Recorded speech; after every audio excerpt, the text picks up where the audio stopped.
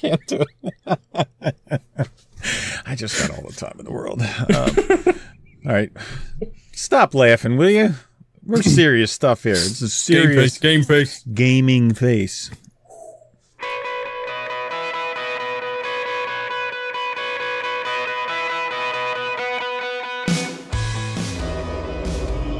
Welcome to another episode of Destination Linux podcast.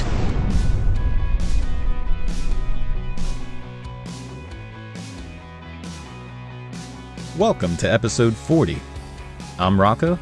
And I'm Ryan. And this is Destination Linux.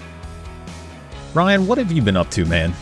I've got this new piece of cool hardware. I am so excited to do a video on it. It's another piece of hardware? I know. I've done it again. Don't tell the wife. Okay. I got this Blackmagic Intensity Pro 4K card that is a beautiful capture card out there with native Linux support. And when I tell you capture card, this thing capture anything. You got an SLR camera, it'll capture it. You've got, you want to set up captures for any of your consoles or other computers, this card can do it. So I'm very excited to share it. And that's what I've been playing with. But let me tell you something. When I was playing with it, I kept thinking, I've got all of this awesome equipment and hardware, but we really need to have more conversations about, benchmarking and somebody who has an in-depth knowledge of the hardware industry with Linux, an in-depth knowledge of the software. Yeah, but who would we get to do that, dude? That's what I was going to ask you. Is there anyone out there that would have that kind of knowledge that we could interview? Maybe we could call up like right now and get on the phone. I know. Who? Michael Larabel. Let's bring him on right now. Let's do it. So today we have with us an American entrepreneur, software engineer, and technology analyst, Michael Larabel. Michael, welcome to the show. Thank you, Rocco. Good to be here. Well, Phoronix is a website that I think everybody in the Linux world hears of, reads, and pulls articles from. We don't really have to explain it, do we? No, I don't think that's anything we got to explain to anybody. So you also have Phoronix Test Suite, which you developed. Mm-hmm. So we're going to get into all of that, but the first question would be, where did you start with Linux? I started with Linux back around 2002, 2003, really. Back at the time, I was using Mandrake as my main operating system, but also experimenting with like Yoper and KateOS, Knoppix, SLDS, and like a few others. But then, from there, basically became more and more interested with Linux. So as you've started using all of these distributions and desktop environments, at what point were you like, I'm going to start Phoronix, I'm going to start creating, and I know it probably all didn't happen in the same day, but the test suite for benchmarks, what made you get into it so much that you just started kind of building this, empire of media around it? It was basically out of personal need initially, back in the days when even using like a USB mice on Linux would be a pain in the ass, or graphics cards especially, which is one of the areas where we focus. But basically all these different things where you'd be scouring forums for different how-to guides and how to build everything in the days before, like Ubuntu PPAs, where you could easily find different, or OpenSUSE Build Studio and all of that. That it was basically just a big pain dealing with the new hardware, especially, that I just saw a need and was trying to fill that need. Nice. That seems like a reoccurring theme that there in the Linux world, that there's an open need for something and somebody steps up to fill it. And that's actually how I started on my YouTube channel, was with KDE. At the time, there was no videos out there to tell you exactly how to navigate the settings and how to go anywhere within KDE. The documentation wasn't there. And that's how I started on making videos. So, and here we are. Yeah, I mean, definitely. And another shout out to for the Arc Linux Wiki, for example, didn't exist way back in like the early 2000s. That's like a wonderful resource for a lot of technical information. And overall, I've seen a lot of open source projects improve upon their documentation over the past, say, 10 years or so, which is certainly welcome for newcomers. So I want to put you on the spot with as much, if you go on your site, I mean, you're testing everything. I mean, there are so many. You could get lost in your site for hours just looking at all of the different benchmarks, whether it's from a distribution comparison, hardware comparisons, all of that. But we obviously, in our Telegram groups and everything else, we even get questions in our email. What distro should I choose? What's your favorite distro? What are you guys using now? Can I put you on the spot and say, what's your favorite distro and what's your favorite desktop environment? Well, my personal favorite desktop that I use on my most main machine is GNOME Shell without any extensions or anything along those lines. Yes. Rocco wins. Back during GNOME 2, I was a big fan of GNOME, and then the early GNOME 3 releases were, quite frankly, a pain and so many rough edges. And so during that time, I was actually back on Ubuntu, so I was using Unity 7 at that point. But I've been very happy since, like, I don't know, GNOME 3.12 or so, that they've really vamped up the quality, and it's been very pleasant. And then in terms of distributions, on my most main system, I'm currently using Fedora Workstation 26, but I have like 60 plus systems here that I'm benchmarking across all sorts of distributions. So there's no one distribution that I'd recommend like all newcomers to go to. I'd certainly recommend they try out probably like Ubuntu, Fedora, Linux Mint, and whatever other flavors they're interested in. But since they're basically free, try them out and see what you like the most. Yeah, absolutely. Just looking at the background of, I know some people listening to the podcast can't see if you're watching on YouTube, the background of electronics is like a candy store. I just want to go in there and start pushing buttons like my 3-year-old does when she comes into my room and playing with some of that stuff. It looks awesome. So thanks.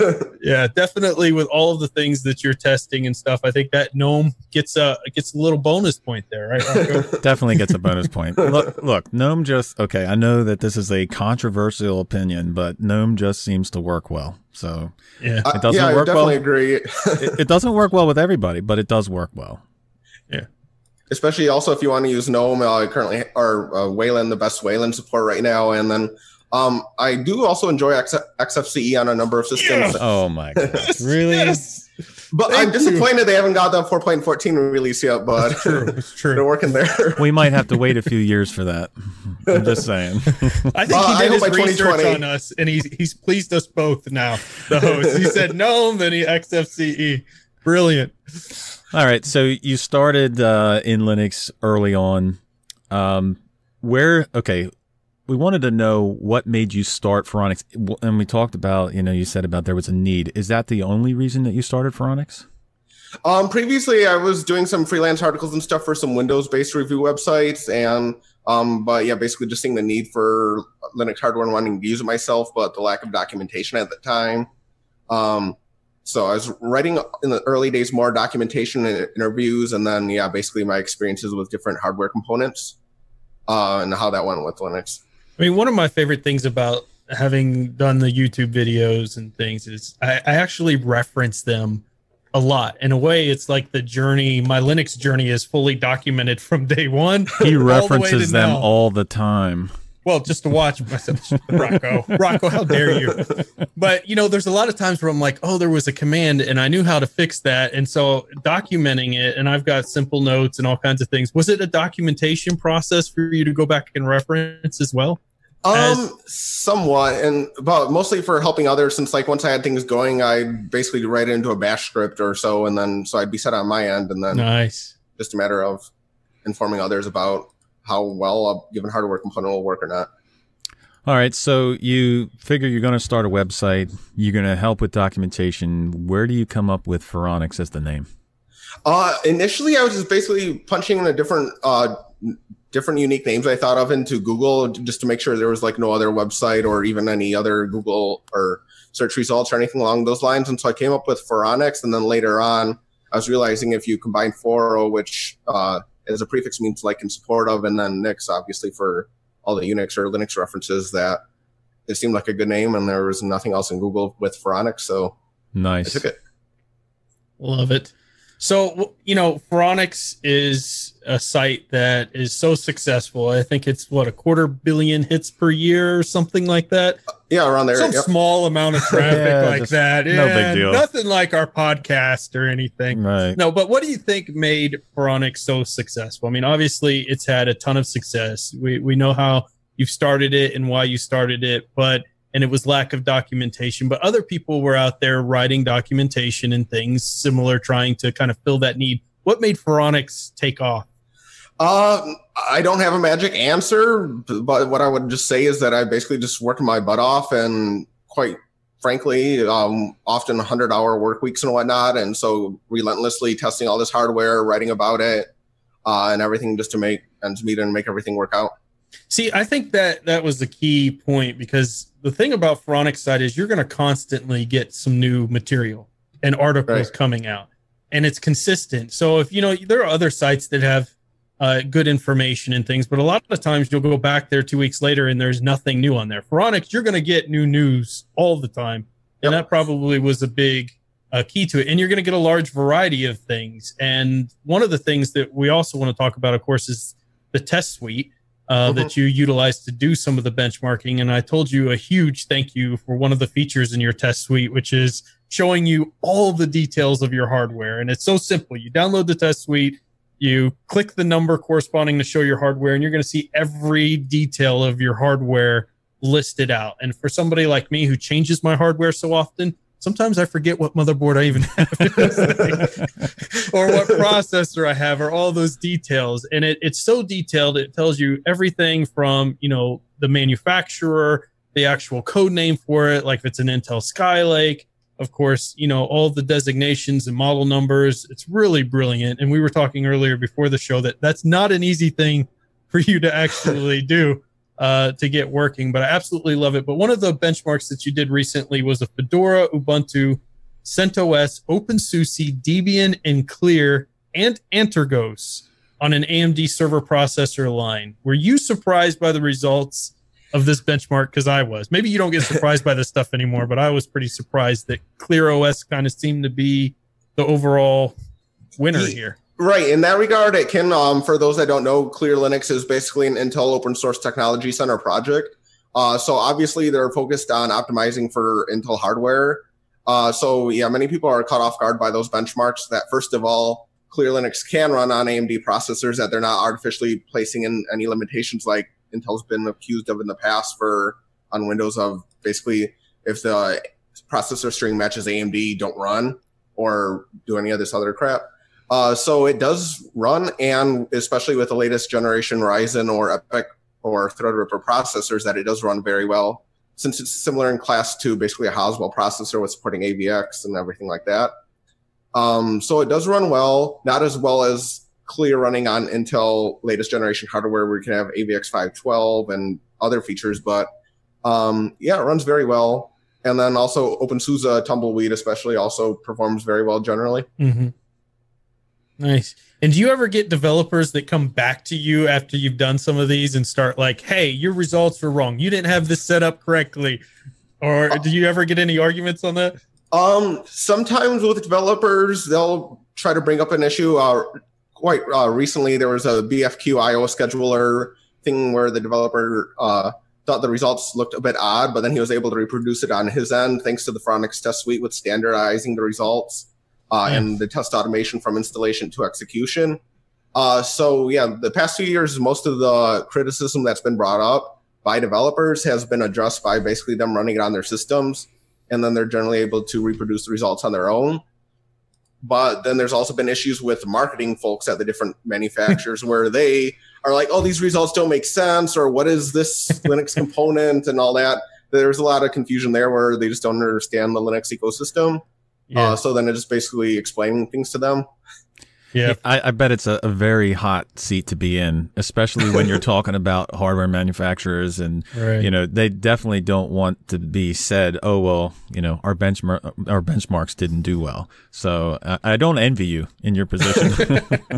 Right, especially on the graphics front, where they're like, oh, but our Windows driver is this much better, or this PR person will be emailing me several times about one matter about an updated Windows driver, and I'm like, I'm not writing about it because it's only Windows, and they're like, well, everyone runs Windows. I'm like, well, for the past 13 years, Phoronix has been here, and we only focus on Linux. Right. Well, this test that you did for all of these distributions, Clear Linux came out. You have a graph at the end of it that talks about wins and losses. Yes. So if you maybe want to explain a little bit more about the wins and the losses, Clear Linux came out with 12 wins, and it ended up having 4 losses. So I take it that means that it's the best one out there for the performance. If performance is all you care about, and that's basically everything that you care about, basically like 100%, then yes, Clear Linux can suit your needs.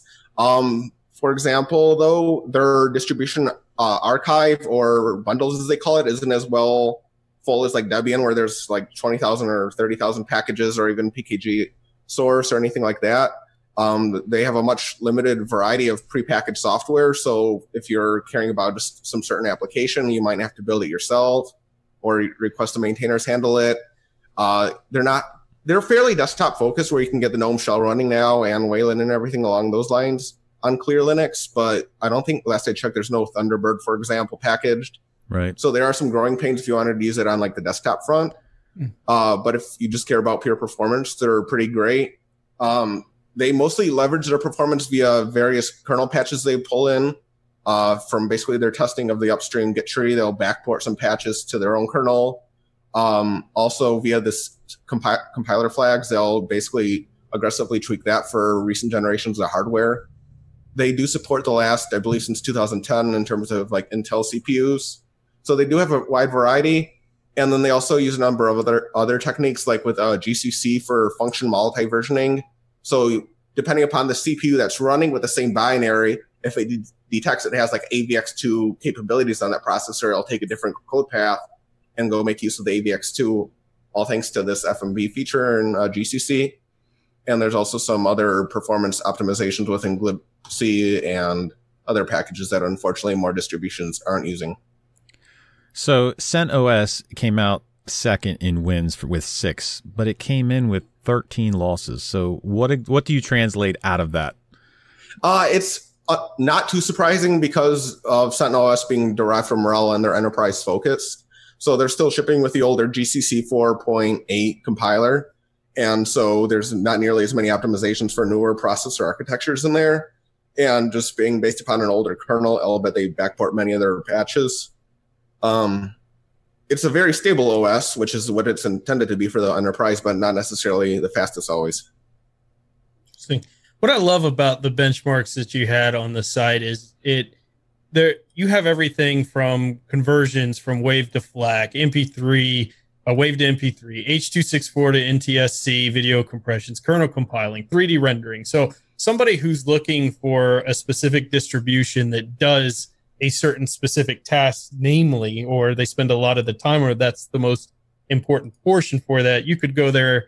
While Clear may have overall had some great performance, you could go find one of the distributions out of those that you tested that meets your specific needs for the things that you're doing the most. And I think that's pretty awesome. Whereas a lot of, I came from the Windows world for a long time. Everything was just gaming benchmark. Right. Like, how does Crysis run? That's all I care about. There's nothing else going to show. But, you kind of give the full plethora. And that's one of the things we try to focus on, is not just, certain things, but all the things you could do on Linux. It doesn't matter what it is. And I was telling Rocco recently, I just got this Blackmagic Intensity Pro 4K capture card, and it's got Linux native support. Are you familiar with this card at all? No, I'm not. Okay. Well, then this is going to be a dead issue, because I was hoping you could tell me why it only works. One of the things they do is only on CentOS do they allow their package to be installed. And apparently it's a big company that does a lot of cinema, and CentOS is one of the, servers that a lot of the big media companies utilize. And I was curious if you knew any reason why they preferred CentOS, if it's had any benchmarking, signs to show that it's better in that environment with video compression or anything along those lines. It's most likely just due to the fact that most Disney and Pixar and a lot of the other big firms either run on RHEL or CentOS, which is binary compatible. Gotcha. So yeah, they're targeting like the older, if they're on EL7, like Linux 3.10. So if they're just providing a binary and then a small patch for their shim with the kernel, it's not going to build nicely on any newer kernel. Gotcha. That explains it. Because you don't find, there are some movie firms and whatnot these days running on Ubuntu, but a majority of them are still been using Red Hat for years, and so they're always using the enterprise OS and just not running Arc or whatever other distribution that week is popular. Makes perfect sense. All right, so we're going to put you on the spot again. So preference, CPU preference. Intel, AMD. Well, AMD with their Ryzen launch earlier this year has been very compelling for very multi-threaded workloads. They are still struggling in terms of IPC performance or instruction per clock. But if you want an all-around system these days in 2017, you can pick either AMD or Intel and get a very competent offering. If you have a big budget, AMD Threadripper is performing wonderfully, but it'll be about $1,000 for the processor. Or the Ryzen 7 processors with their 8 cores and 16 threads are doing wonderful as well. And just this week was the Coffee Lake launch, and that's where Intel upped their core counts for their i3, i5, and i7 desktop processors. And so now they are much better in line with Ryzen's core offerings. And so basically from either vendor, you can get what you want and very good performance depending upon your price range and any brand preference. On my main system currently, I'm running a Ryzen 5. That's mostly because I had an extra one lying around and some extra hardware, and so I use that. And I basically have many other systems for all my intense workloads, but I'm very happy with both the Ryzen and then Kaby Lake or Coffee Lake. Now, would your response have been similar, say, if we were interviewing you prior to Ryzen coming out? If prior to Ryzen, like in 2016, if you care about performance, you really had to just go for Intel because unfortunately, AMD didn't really have a competent offering for performance workloads. Yeah, I am so sorry. I wish I could make the statement that I had an extra Ryzen laying around, but I am so excited to do a Ryzen build. I've loved AMD. First of all, it's fantastic for the market, and I think you would agree to have AMD up to this level with Intel. It's going to push both of them. They both have two very competent products out there right now, and that's just awesome for everybody. But I've basically, like you said recently, I've pretty much had to stick with Intel just because of the performance difference. But now I can go back to AMD, and I'm so excited about that. And I'm glad to hear, based on your experience, you're seeing that as well, because you benchmark this stuff all the time. So you would know whether, there's a huge gap between it. But every article we're reading really seems like they're closing in on Intel. Exactly, especially for multi-threaded performance or any applications that can make use of multiple CPU cores. Right now, Intel is winning in the single-threaded space, but at the same time, there's more applications beginning to make use of OpenMP or MPI or other multi-threading approaches. And then the second-generation Zen processor supposedly will offer better IPC performance, so hopefully next year we'll see AMD even more competitive. But yes, it's been really wonderful with the competitiveness to Intel, where with their Coffee Lake launch for the processor I just got done testing earlier today was the Core i3-8100, where it's a 3.6 gigahertz true quad core with integrated graphics for less than $120. Wow. That is crazy. That's good for the market. Yeah. All right, so another on-the-spot question. AMD versus Nvidia for graphics cards. AMD's second success this year was with Vega. Vega performs very well under Linux, roughly in line with the GTX 1080. But the caveat is right now there is what's called a DC display code that is not yet mainline in the Linux kernel. So if you boot up, say, Ubuntu 17.10 right now or Fedora 26 or the 27 beta, you'll basically get no accelerated graphics out of the box if you have a monitor attached to your Vega graphics card. So that's a big issue for many users. With the upcoming Linux 4.15 kernel, that should be mainlined, assuming Linus Torvalds doesn't have any objections to it, as it's a big 120,000 line patch to the kernel. Whoa. So it's a big stumbling block for many people that just want to plug in their graphics card and have it work under Linux. You either have to use the AMD GPU Pro hybrid driver, which only works on a few distributions, or rely upon a third-party kernel build for your given distribution, or compile a kernel yourself to have this big patch set applied to your kernel so you can get a display support. So Vega right now isn't too friendly in that regard, but once you get it going, it works very well. But then if you just don't care about open or closed source drivers and just want something that always performs well, there's the GTX 1080 series, basically works quite well. Yeah. So it really comes down to personal preferences. And then the other ongoing open source issue for AMD is they haven't yet open sourced their Vulcan driver, which they're rewriting to open source.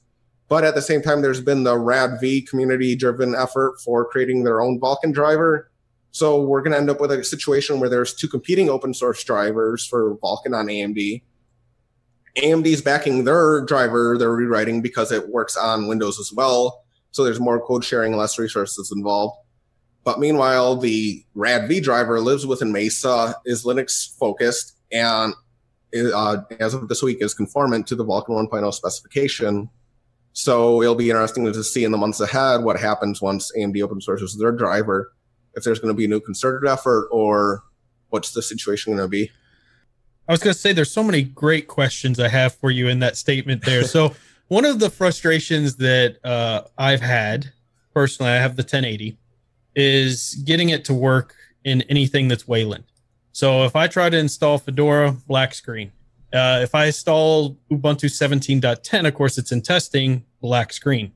I can't seem to get past any Wayland supported distributions.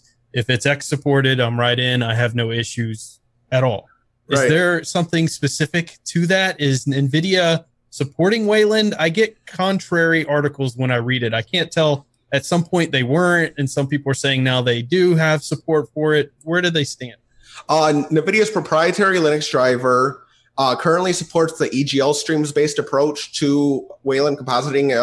The EGL streams is basically how they're dealing with buffer allocation and management, whereas right now, well, actually, to just step back for a second, Wayland doesn't specify about the buffer allocation API and everything along those lines. It's basically a item left out between the compositor, which is basically GNOME's Mutter or KDE, KWin, and the different Wayland implementations and the graphics drivers for how they want to communicate for basically their buffer creation and all along those lines. Mm-hmm. So up to now, everyone's been using GBM, which is a generic buffer manager within Mesa that's used by the open source drivers.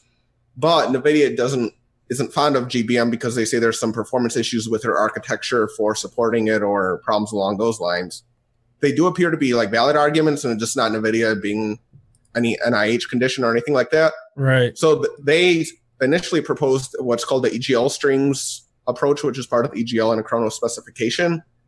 The open source drivers don't want to implement EGL streams as an alternative to GBM because they have their own complaints with that. NVIDIA's already implemented it, but then NVIDIA's also provided EGL streams patches for GNOME's Mutter to implement that within GNOME, so it can talk basically either via GBM or EGL streams. So we're in the case where GNOME can work fine currently with out-of-tree patches to use Wayland on NVIDIA, and there's the case where KDE with KWin, they don't want to adopt EGL streams. They just want to support one API and not spread out the resources. Right. So over the past 2 years, NVIDIA has been working on a new API for Unix device memory allocation that would be happy to all driver developers, and then in turn, all Wayland compositors could just focus upon that one. They're making progress, but it probably won't be until maybe the second half of 2018 before we really see anything usable for end users on that front. Gotcha. So it's a bit messy right now, unfortunately. NVIDIA has valid points. The open source driver developers have valid points. And so users are unfortunately stuck in the middle. And yeah, that's a shame because it's the end users that lose in the end. Right. But at least the X.org server has been getting more bug fixes and security fixes and everything along those lines. And there's the shared library handling via lib input. So the X.org server is continuing to improve, and there isn't many use cases where a user just outright wants to be on Wayland, aside from the fact of being on Wayland. Right. Like you can stick with X.org server for another year and you're pretty much going to be fine. All right. So before the interview, I actually looked up you, and you were interviewed by the Linux Action Show guys in 2012, I think. Yeah, it sounds about right. Okay. So in that interview, they had asked you the question about the differences in performance when comparing open source to proprietary drivers. Has that changed? It's changed immensely since 2012 is when AMD began working mostly on their open source driver and then their hybrid driver approach, where now on Linux, their open source and closed source driver both rely upon the AMD GPU kernel driver, and then AMD's Pro driver still ships with their closed source OpenGL and currently closed source Vulcan driver and OpenCL stack, but are relying upon more open source code. So that's yielded more investment of their work into the upstream kernel rather than maintaining their own kernel driver for the closed source driver and a separate one that's within the DR. I'm sure you have the Linux kernel. And then there's been significant improvements, especially to the Radeon SI Gallium 3D driver and the AMD GPU LLVM backend for handling shader compilation and execution. So since 2012, there's been a remarkable difference where you're now seeing AMD compete with Nvidia in graphics driver performance with either driver.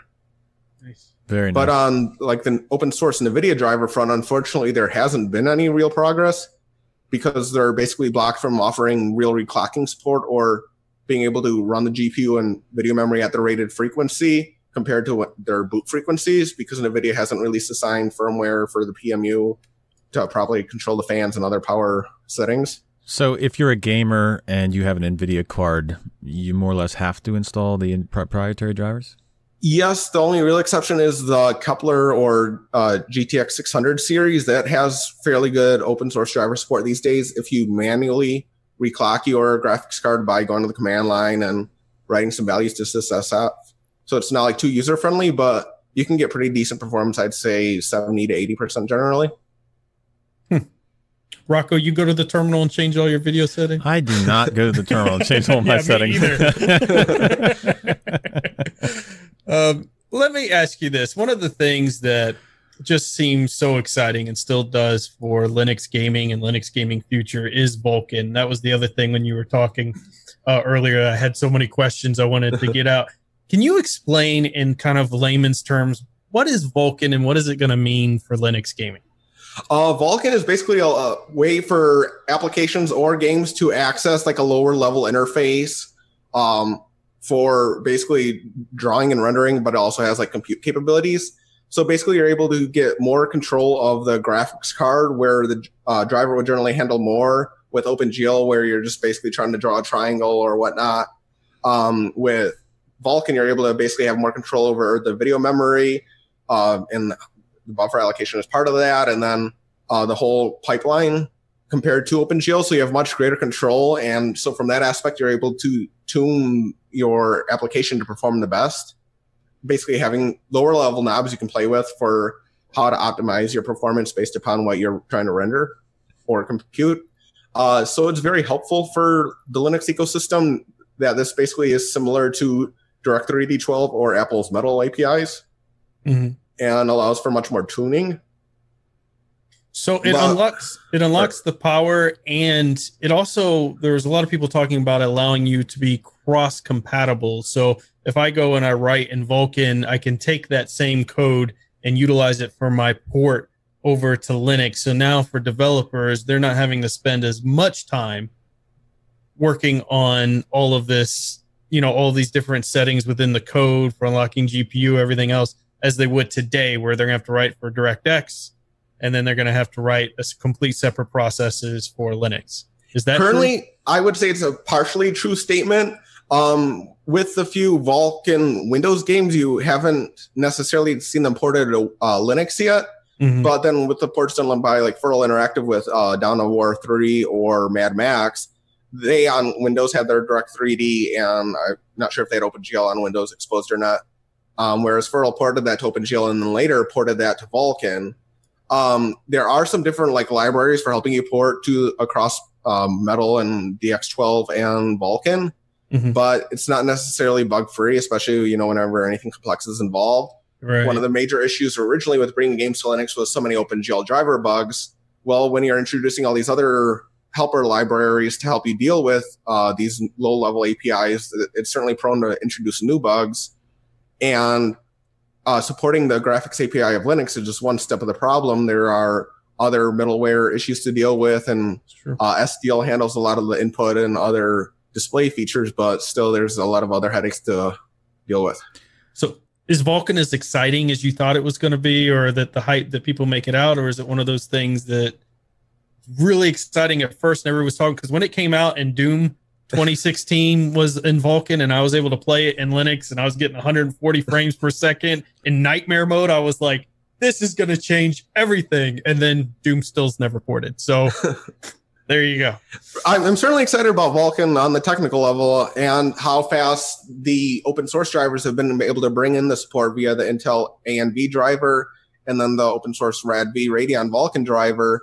Is that they're able to basically keep up with the latest Chrono specification. Shows just how much simpler it is from a driver perspective for supporting Vulcan compared to with the open source OpenGL drivers generally lagging years behind at one point. That is much simpler for them. So it's a big assistance to ensuring good quality Linux drivers. And there's a lot of new tooling and open source projects being built up around Vulcan.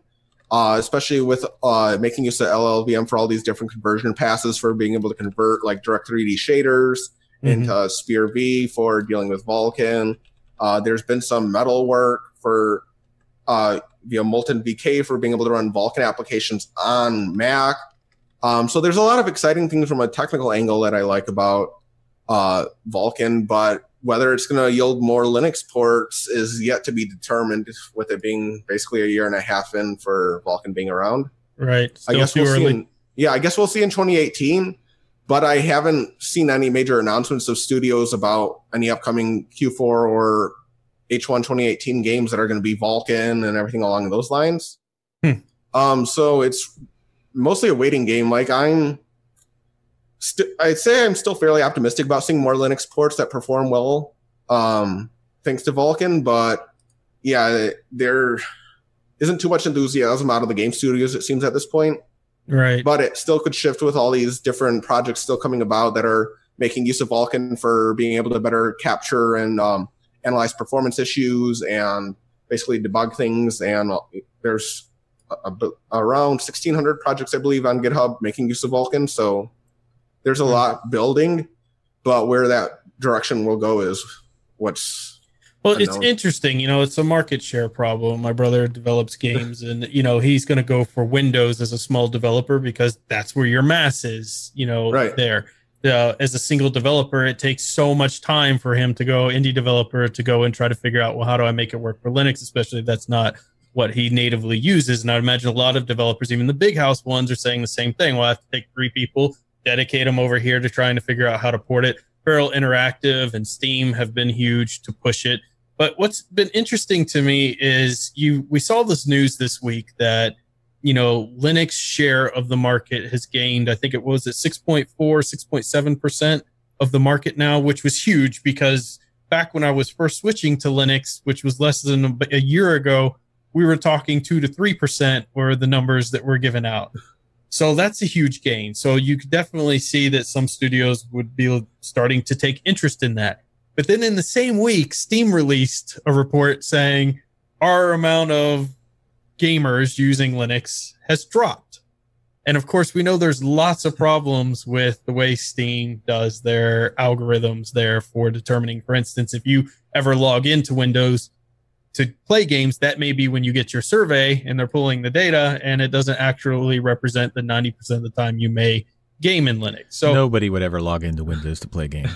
Nobody does that. Nobody. So, I think there's some interesting things because I think it's a market share problem.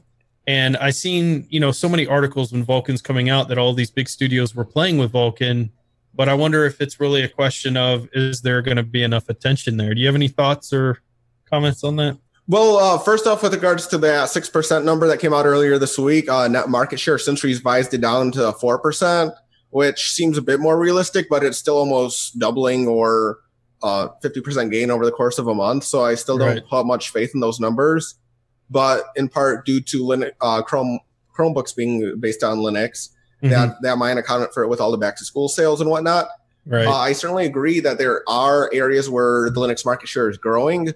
But in terms of whether the Linux gaming market share is growing and whether that can keep up at the same pace that Steam is growing itself with Windows, especially in the Asian markets, doesn't yield a whole lot of confidence on my part. From everything that I've heard from game developers and everything, it's still roughly 1 to 2% for the gaming market share. So the Steam numbers don't appear to be too far off. There's, of course, people that complain all the time, oh, it's horribly inaccurate and I'm sure you never hear that. No. Yeah, you never hear that critique, right? But from everything that I've done and talked with different developers, like it's fairly accurate. So even if it's even if the number's off by half, that's still only 1.2% of the Steam market shares counted for Linux. So right. I don't see it more than like 2% at this point. Okay. That's interesting. Well, hopefully it continues to grow. One of the questions we had on here is, what is your favorite Linux game right now? Unfortunately, the past number of years, I really haven't had any extra time for like gaming per se. So these days when I'm gaming, I'm spending a few minutes looking for like driver bugs to just basically, if Phoronix launching some new title next week, I'll fire it up and see on like 5 different graphics cards if I can run into any like texture bugs or running artifacts or really horrible performance. So I mostly enjoy games just for that testing, but I have spent like a couple hours every once in a while trying out the HTC Vive with the different VR titles on Linux. Oh, nice. So Serious Sam VR is probably like my favorite for testing out on Linux right now, which works generally pretty good, assuming your graphics card's powerful enough. Because you can start to feel pretty woozy if the performance isn't up to spec. Right. Very nice. That's a great game. Great choice there. All right. Well, there aren't too many Linux VR games either, though. Yeah. I was going to say your options there are probably a little limited, but good to know there's some out there. Yeah.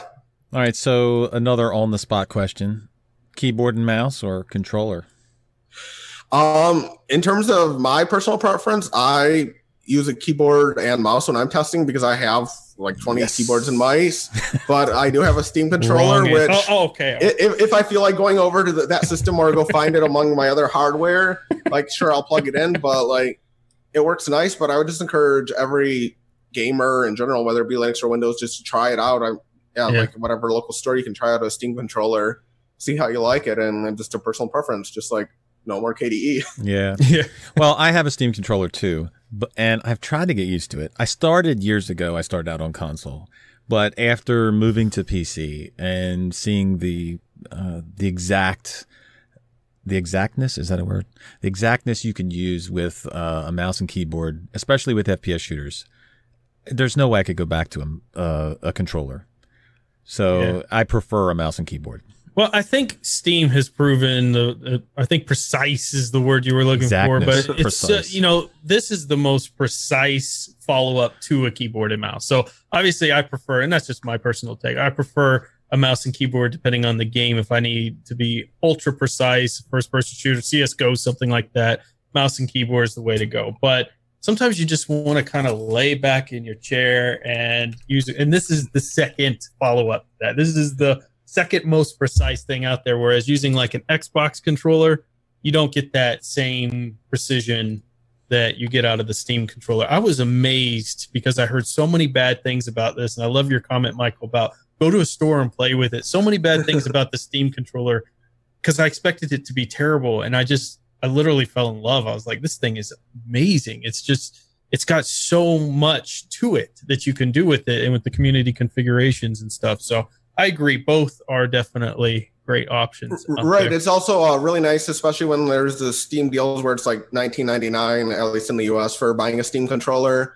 that it's pretty cost effective. And then also if you have like a gaming room or a gaming living room PC, that chances are you want to use a controller and not lug around like a Bluetooth keyboard and mouse, right? Where you could run into latency issues there as well. And so, just try it out and see what works best for you. Definitely. All right. So I guess our next question is not going to get much steam. Right, wait, Rocco? I got to ask this question. Okay, he's forcing me. He's twisting my arm to ask me this. I asked him to please make sure he adds this question in there. Do you play Rocket League, and would you be up for a match with him and I? I have played Rocket League for, I think, a total of, I don't know, maybe 10 minutes. What? There was the Radeon SI issue where there was a bunch of black textures, and then there was a Mesa Git commit, and it got fixed up. And so, unfortunately, all that I've played with Rocket League has been verifying whether this Radeon SI Gallium 3D driver texture issue still existed or not for an article, and it takes some screenshots. Well, great. So you're at the same skill level as us. Yeah, pretty much. Just like we started out yesterday. There actually is an issue right now with Rocket League on Linux where the new map, Farmstead, has all black textures on the walls. I was running into that when we were playing. Yeah, and the transparent goals. What driver are you using? The proprietary Nvidia one. Yeah. Okay, well, that's actually surprising, but On Windows, not it doesn't familiar with happen, but on Linux, they haven't fixed it yet as of right now. So, Have you tried their new 387? 387 is their recent beta release from Nvidia that came out a few days ago. That might. no, I haven't. That might fix it, but I haven't tried it yet. Yeah, I'm still on 375.66. So that I definitely recommend you at least move to 384.90, which is their current long-lived driver branch. There's been a lot of fixes and improvements in the 384 series, but yeah, then 387 is the very latest. Okay, definitely. So dual booting games to play games. I think we kind of answered this a little bit. Sin or necessity? Dual booting right now with Linux, if you're a gamer. Right. I don't personally dual boot because I don't have the extra time to game. Like I do install Windows when I want to run some Windows or Windows subsystem for Linux versus Linux or Mac OS benchmarks. Mm-hmm. So I don't keep any Windows PCs around, but I don't shun people that do boot into Windows to have the games they want that aren't available for Linux and can't perform or play properly under Wine. So the fact that Rocco played a game in Windows recently doesn't bother you? No, I don't hate you, Rocco, or anything. There's more important stuff in the world than if you boot into Windows when you want to play your somebody doesn't hate me. All right, so we've talked about gaming. Do you ever see, or maybe what do you see has to change in order for Linux to become a viable option for studios to make games on? Do you ever see it getting to the point where a AAA title will come out day one with Linux? Or is that just a pipe dream? There's certainly the potential for a day one AAA title to see Linux support. It's already happened in the past with back in the good old days with ID Software for Enemy Territory Quake Wars. And then if I remember right, Quake 4 also had same day Linux binaries and everything available. So I don't see it as much of an issue for a major publisher to put out a AAA title with day one Linux support. It would be something more astonishing and shocking if they put out a Linux exclusive or release for Linux first. That would certainly drive up uptick in gamers wanting some new title, but I don't see any studios realistically doing that, of going Linux first or Linux exclusive, because their entire customer base is Windows. And so unless there's some definitive reason to be using Linux that makes this game so much better, it's not in their commercial interest to do so. So I see the Linux market share for gaming continuing to rise slightly, maybe. By 2020 or so, if it hit 5%, I'd probably be pretty surprised. Or in a decade out, if it hit 10%, very surprised. I don't unfortunately see anything to make the Linux gaming market share rise rapidly, with Valve already putting out the Steam boxes perhaps too early when their hardware specifications and driver state weren't as good, and the Linux ports, some of them available, were performing very poorly for what Steam was advertising them as a SteamOS game. Valve hasn't been doing too much lately with SteamOS. They're still maintaining it. So it'll be interesting to see if they have a second wave of Steam machines come about. But with many people already having distaste after the first round of Steam machines and their performance and basically being a flop, it'll be interesting to see what happens. So unless Valve can come up with some really compelling reason why you should have a Steam machine in your house, I don't see too much happening on that front. It's a shame, because it would be it may be a pipe dream, but it would be an awesome day to see at least have it be comparable to Windows, as far as any game you would want to play would be available on both Windows and Linux. I don't know if we'll ever see that day, but it's an awesome dream to have. It's certainly an awesome dream. And years ago I was more optimistic, but now with closely monitoring the situation for the past 13 years, I'm just becoming more realistic. And while Valve's first 2 years were good, and they initially started out with around 2% market share for Linux and everything else like that, it's degraded since in comparison to their Windows market share. And with SteamOS and Steam machines not having anything special right now, it's really hard to say what will come. You're crushing my dreams, man.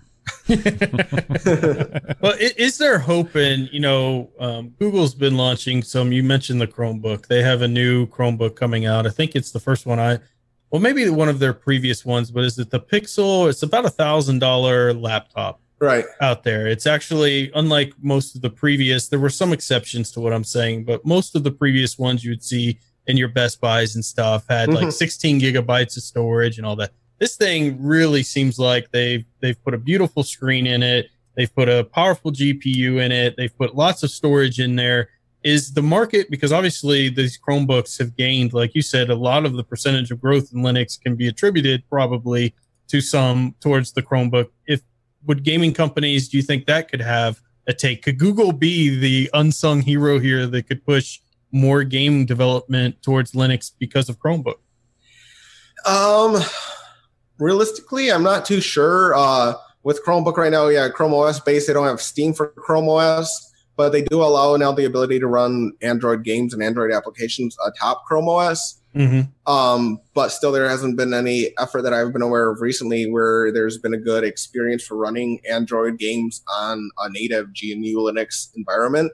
Right. So it may help out Chrome OS, and I think the current Chromebooks, even the new Pixel hardware, is a bit too underpowered for basically seeing any Steam port and seeing it really come about. So at this point, I don't think it's going to be a big game changer in terms of boosting the gaming Linux market share or anything dramatic. It might be a hit within the education environment, so we may see a greater market share of browser-based activity for Linux, but in terms of any real difference, I'm not sure. Interesting. All right, so give us some good news, man. when you started Phoronix in 2004, Linux was what it was back then. What is there anything that has you excited about Linux now versus then when you started Phoronix? Certainly. Back when I started Phoronix, it was mostly a matter of whether hardware worked under Linux, whereas these days the issue is mostly how well it performs or what features are missing.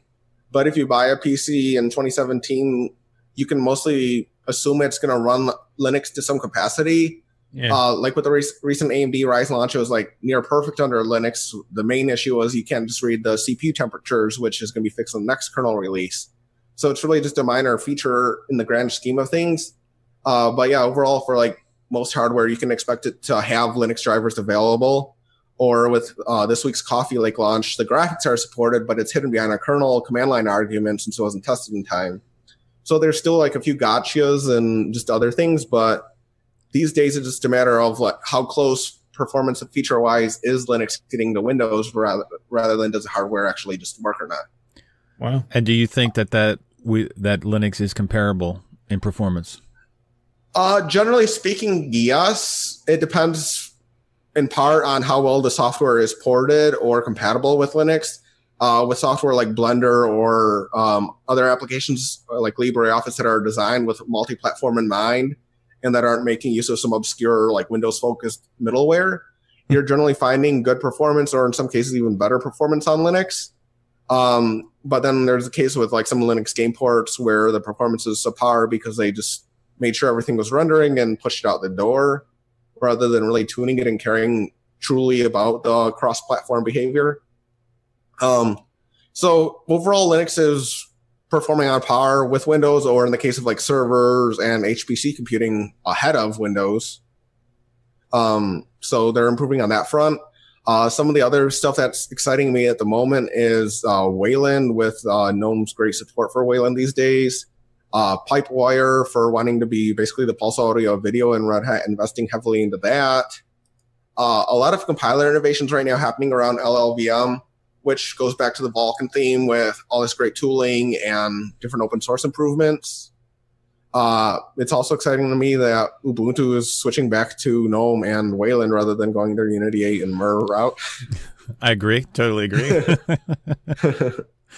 All right, so let's talk about Pipewire a little bit. Well, right now, Pipewire is mostly focused on being basically the video equivalent of Pipewire. Pipewire is wanting to potentially replace Pulse Audio in the future as a sound server. Please do. I can't stand Pulse Audio personally.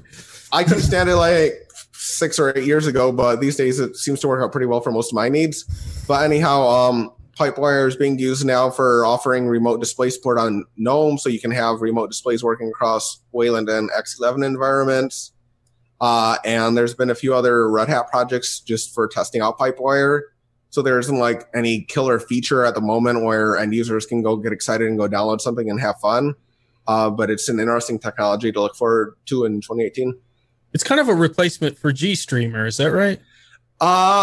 Yes, or they can sort of coexist in parallel. Gotcha. Because GStreamer deals a lot more with codecs and everything along those lines, and Pipewire, from everything that I've looked at in the documentation and code, has been more of like the fundamentals for getting video handling working nicely. Gotcha. Excellent. Okay, so let's end on Phoronix, the website. So you put out so many articles, you put in so many hours into this, and it's not for free. Like, you don't do it for free. Or you shouldn't be doing it for free is what I'm saying. Right. So you have a premium section for your website. And what does that offer? Yes, currently the Phoronix premium subscription service for basically like $3 per month or $100 to $150 for a lifetime subscription basically offers you ad-free access to the site. So basically you don't have to worry about ad blocking or whatever else you want to do or other things like that. But then also for my reviews that are like multi-pages where like my processor benchmarks will go out to sometimes 10 pages or more. It's all rendered on a single page, which is one of the features people really like, is just being able to continuously scroll down. Of course, with the non-ad-free version of the site, I got to split it out to multiple pages to ensure maximum ad revenue to be able to cover all my costs and everything like that. And then also the additional load if we're loading all this content, but someone just closing the article halfway through and whatnot. So that's limited to premium only. They get priority feedback. Like if premium members email me and be like, hey, can you test how well GCC 8 with this new patch is performing versus GCC 7? Or can you run some fresh benchmarks of Mesa Git or whatever? Like they'll get priority requests honored for me. So like if I see that and it's a premium supporter, then sure, I'll try to find the time to fire up those benchmarks that week or so. So on average, how long does it take you from start to finish testing? When you say I'm gonna do this benchmark, how long on average does it take you to start from start to finish? It really depends upon what it is that I'm benchmarking. If it's like comparing a lot of graphics cards, or if it just comparing a bunch of different compilers, where I can basically automate that with the Phoronix Test Suite and Phoronix and my other benchmarking software offerings. That it's pretty easy to automate that. But with like a graphics card, I need to change them out, turn off the computer, put in the different graphics card, or in the case of the large processor comparisons, spanning different sockets and motherboards, reinstalling the same Linux OS, or basically reusing the hard drive and swapping out a different stuff. So for a simple article, it can be just, maybe 2 hours. But then for like the Intel Coffee Lake processor benchmarks I've been working on, I probably spent 60 hours the past week just preparing benchmarks and doing that. So once the benchmarks are going, the Phoronix Test Suite pretty much automates all of the processes involved there. But then there's still the analytics, and then, just all the swapping of hardware, and then writing up the articles and managing all of that. So there's a lot of time and effort put into this. Oh, yeah. Last time I took a single 24-hour period off of work was early 2013. Wow, man. It's pretty much close to a day off if I work only like 4 hours. Oh, my gosh. But it's a passion, and it's always interesting things to open source with continually advancements, being able to see the latest code changes via Git for the Linux kernel or anything else happening. And it's just a it's just always happening, and it's great. So if you appreciate the Phoronix website, you should definitely go at least look and see if you can support them with a premium subscriber. That would be awesome. Definitely. Yes, getting some priority requests in there. That doesn't hurt either, right? I love that advantage. Yeah, sometimes when it's been like the slow season, like around Christmas, where there isn't like any major hardware launches, or most developers aren't doing any major code patches, and someone will send along a request and be like, hey, can you see how well this old Sandy Bridge does to whatever? And like all these obscure requests, I'll generally be like, sure, I can do that, and I'll publish into an article within a few days. That's awesome. So yeah, it always keeps me something to do, and most of the requests tend to be interesting. There will occasionally be someone that'll be like, can you write an article how to install the Nvidia driver, which is like already covered elsewhere. But that's one of the things I don't like is how all these Linux sites have to cover how do you install XYZ application. Like, okay, if you need to cover how to install XYZ application, there's obviously a big learning challenge and something isn't going right fundamentally along the way with either their software package manager or the project's website, that they're making it so difficult that you need to like research a guide just how to install like a photo program. Right. Absolutely. So what are some of the exciting things that are coming up for Phoronix website? Are there some articles that you can kind of put a teaser out there for, or some things maybe you're thinking about that we could see? There's going to be plenty more benchmarks of the new processors, including the recently launched Coffee Lake processors, and then more on the AMD EPYC and AMD Threadripper front. With having these high core counts, it's really fun to run a range of different workloads and see how fast things can run. Coming up in 2018, one of the things I'm most excited for is the likelihood Razer, the gaming peripheral company, will release a Linux laptop is quite possible.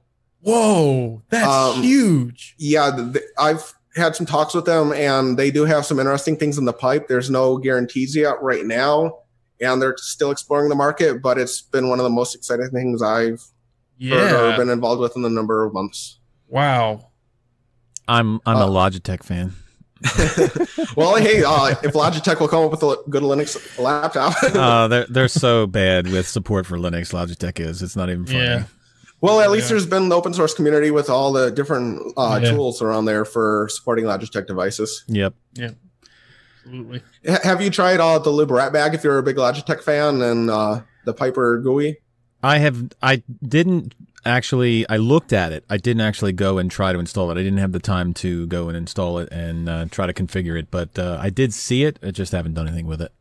It's been pretty interesting. Like I've tried around with, I have two Logitech devices. One of them was having problems because the program is really designed if you have some LEDs. And so this particular Logitech mouse I had didn't have LEDs, so it was crashing and whatnot.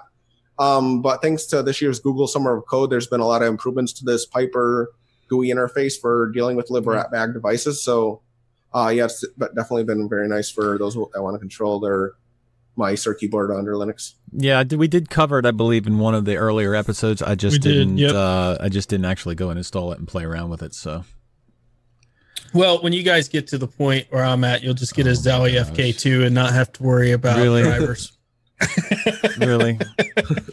Look, Logitech you mice. You don't have to mess with little Logitech mice beginner come with memory equipment. as well. Okay, they come with memory and they hold the profiles and everything. You just can't configure the extra buttons. That's all. Hey, no tucks, no bucks. That's why Logitech is not seen anywhere except my webcam, which you can use the GovC view for at least editing your,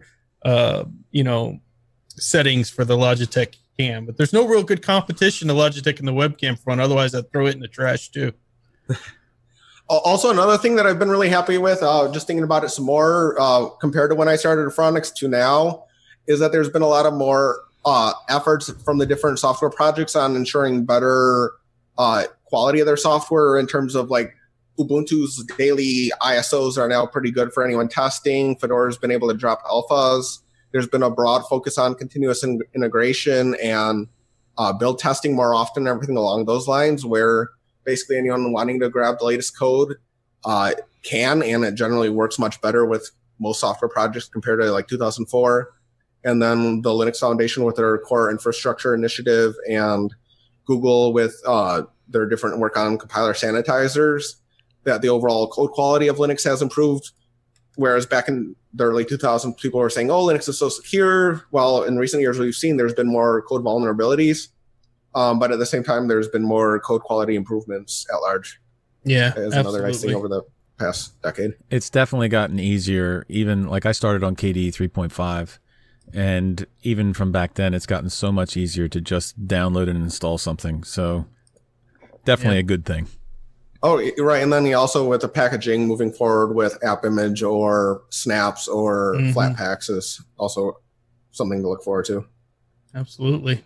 Well, Michael, you are like an encyclopedia of awesome. I have enjoyed this interview so much. I mean that. Just being able to hear kind of from your perspective, and you get to interact obviously with a lot of the manufacturers and developers a lot more than your average user, which, you know, a lot of is what we represent a lot of. And so it's awesome to be able to hear kind of the insider story of what's going on. And obviously Phoronix is a huge force in the Linux world. Thank you for all the work you've done. Thank you for the site. Thank you for joining the podcast. And we want to have you back on. I hope Rocco didn't scare you away from coming back. Oh, no problem. I'm happy to be back on anytime, and always happy to rant about Linux hardware and other Linux topics. Excellent. Yeah, it was an excellent conversation, and we appreciate all the effort you make, man.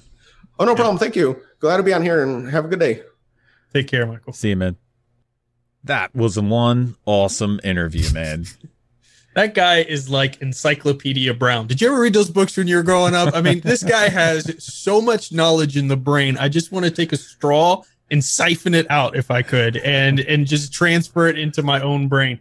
This guy was awesome. I mean, he really gave us a very, you know, I tend to be very excitable. I know you've never noticed that. No, Rocco. I've never noticed that before. I tend to be excitable, but he gave us a very kind of down to earth view of what's going on in the Linux world. There was lots of exciting news, but then there's also some things that, you know, obviously with the gaming, especially, and things that Linux is going to have to find some solutions towards. Now, I'm a little more optimistic because Linux always finds a way, it seems. And so I think things are going to change on that horizon. But he certainly has the insider view, the insider knowledge. And I don't know about you, but I was just kind of sitting there. I would get the question out, and then I just wanted to absorb as many of the words in lingo that I could, in a hope through osmosis that I could gain some of the smarts there. What did you think? Well, it was very sobering news to, you know, hear somebody talk about Linux gaming in a realist view, you know, because we always talk about how exciting the gaming industry is for Linux and how it's coming up and we can't wait for this to come out. And there was some, you know, sobering thoughts on his part about whether it ever will become like a Windows platform on gaming. But there's always that eternal hope with Linux in general, there's always that eternal hope that it will work out. Okay. So I'm excited for the future. I'm excited for Linux in general. So it was a great interview. Guy has so much knowledge. Yeah. And I think that the exciting part about it was the hardware, hearing about Intel, AMD, Nvidia, all their support from their GPUs to their CPUs for Linux, and how both of them seem to be very committed to making sure their hardware is working. And he was absolutely right. This is the best time ever from a hardware perspective. And when he talked about compared to 2004 and being able to go out there and get a new PC and run Linux on it that's ever existed before. So that's, you know, just ultra exciting stuff, I think, for the Linux community. And yes, we talk about gaming a lot. And a lot of people will be like, there's more to life than gaming. What about all the video editing and everything else? And I would say to that there are so many great video editors or, you know, graphic design programs or gaming design programs, things like Blender and all these options for Linux.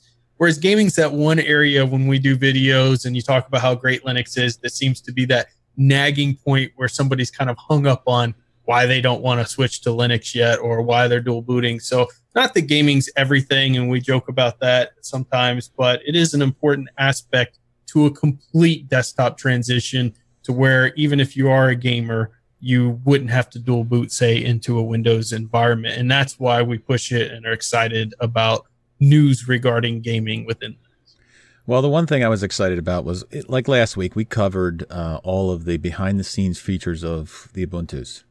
Okay, and this is a guy that does all the behind-the-scenes work of benchmarks and testing for people who go and they'll grab this information, they'll talk about it, but this is the guy that is actually making the big push and then doing all the hard work and heavy lifting. So again, I will say, if you're able to, please go over and support Phoronix as much as you can. Definitely. And I want to make sure you heard the part about XFCE being one of his favorites. Well, I did hear, I don't remember, or should I say, how should I say this? I don't recall something about XFCE, but I do recall something about GNOME. See, I don't remember that part. That's so weird. It's like we were in two different interviews. It's like selective hearing almost, huh? Well, I want to thank all of our patrons for all of their continued support. It's just been incredible. Our patrons have grown week over week. It's been amazing. So thank you for continuing to support our work and this Destination Linux podcast. And where are we going to be able to find you this week if we want to hunt you down, Rocco? Well, if you want to hunt me down this week, you'll find me on Friday Night Live, because every week on the Big Daddy Linux YouTube channel, we get together. And last week we had, I think, 12 people on, all at the same time, talking about Linux. It was great. It wasn't chaos, was it? It was a little chaotic at times, but I heard somebody wore a cowboy hat. It was Weird Hat Night. And yeah, so... Who started that? I don't know. Some guy that likes green, I think, started that. Anyway, you can find us on the YouTube channel. And if you want to join us on Friday Night Live, you're going to have to download Zoom, which is zoom.us, install it, and we will put out a link on the live stream of how to join us. Where can we find you, Ryan? Well, we'll be doing some videos on my YouTube channel related, of course, to the Blackmagic box we talked about earlier in the show. And I will be on Friday Night Live and probably playing some Rocket League with Rocco at some point, because it's just got to happen, doesn't it? It always got to happen. All right. A big thank you to every one of you guys, Telegram group and all. We appreciate all the support you give us. Very much. So you have a great week. And remember, the journey itself is just as important as the destination. Thanks, everyone. Thank you for listening to another episode of Destination Linux podcast.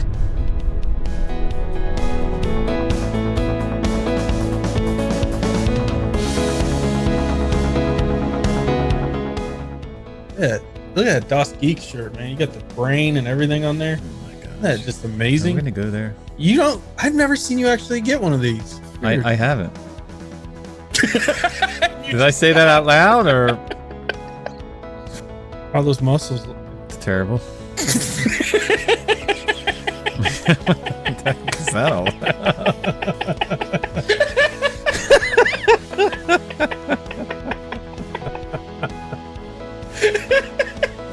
That should be in our outtake. I wish you recorded that. It would have been so funny. How are these muscles looking? Who says I wasn't recording? Oh, man.